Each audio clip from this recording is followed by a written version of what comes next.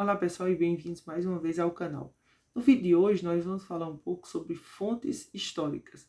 Antes de eu entrar no vídeo propriamente dito, eu gostaria de dizer para vocês que nenhuma das informações contidas nele são minhas. Todas as informações aqui presentes são de outras pessoas, são frutos de consultas que eu fiz, de leituras que eu realizei. Então quem quiser saber a respeito dessas referências, para a feitura desse vídeo, eu estou deixando muitas delas aqui na descrição, certo? Podem consultar aqui abaixo. Bem, de uma maneira geral, bem resumida, fonte histórica, ou como muitos preferem chamar, vestígio histórico, são o que os historiadores utilizam em suas pesquisas, para que possam compreender o tempo histórico, outro conceito que os historiadores têm, que estudam, seja algo no passado, seja algo no presente. Geralmente, essas fontes históricas ou vestígios históricos são divididos de duas maneiras. Numa, elas podem ser fontes escritas, então jornais, livros, ou fontes não escritas, contos populares transmitidos de maneira oral, danças e maneiras de dançar, na verdade, fontes visuais, como por exemplo uma pintura. Noutra classificação, essas fontes podem ser primárias, então aqueles documentos que são produzidos por agentes históricos no contexto que é estudado pelos historiadores, Muitos autores colocam essas fontes primárias como fontes, digamos, originais.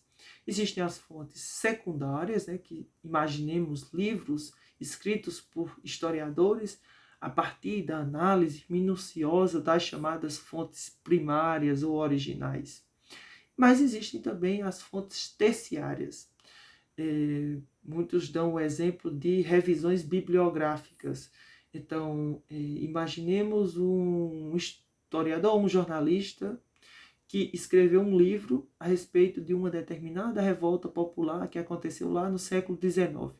Para escrever esse livro, ele não necessariamente teve contato com fontes primárias, não analisou essas fontes primárias, não foi a um arquivo, por exemplo. Mas mesmo assim ele escreveu seu livro porque ele leu vários outros livros de historiadores que esses sim analisaram fontes primárias, E a partir da leitura desses vários livros ele escreveu seu próprio livro. Então muitos autores colocaram,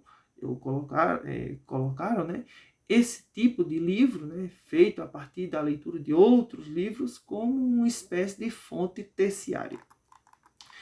Desde que a história virou ciência acadêmica, lá no século XIX, começou a estar presente nas universidades, até os dias de hoje, os historiadores eles lidaram de maneiras diferentes em relação às fontes que escolhiam para os seus estudos. No século XIX, por exemplo, devido à ampla propagação da história que priorizava os aspectos políticos e que foi muito influenciada pela escola metódica, e eu digo para vocês que aqui neste canal já existe um vídeo sobre a escola metódica, eu sugiro que vocês o consultem.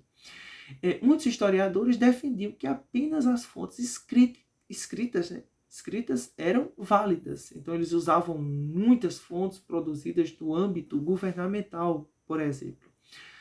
E isso era um problema de restrição de fontes, como muitos colocam, Esse problema de restrição de fontes foi objeto de reflexão realizada por muitos autores ligados a várias universidades e a várias correntes historiográficas, como, por exemplo, a Escola dos Análises, movimento historiográfico fundado pelos franceses Marc Bollock e Lucien Febvre, lá no início do século XX.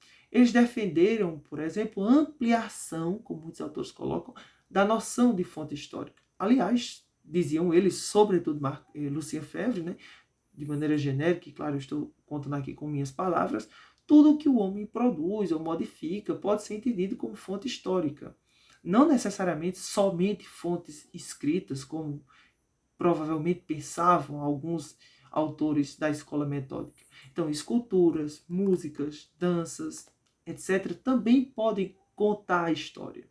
O problema de considerar como fontes válidas apenas aquelas que são escritas é muito maior do que isso, pois pensar assim seria o mesmo que considerar impossível a escrita da história de povos ágrafos, ou seja, povos que não têm escrita. E nós sabemos que muitos povos, mesmo na atualidade, no mundo contemporâneo, não utilizam da escrita, não tem esse instrumento de escrita.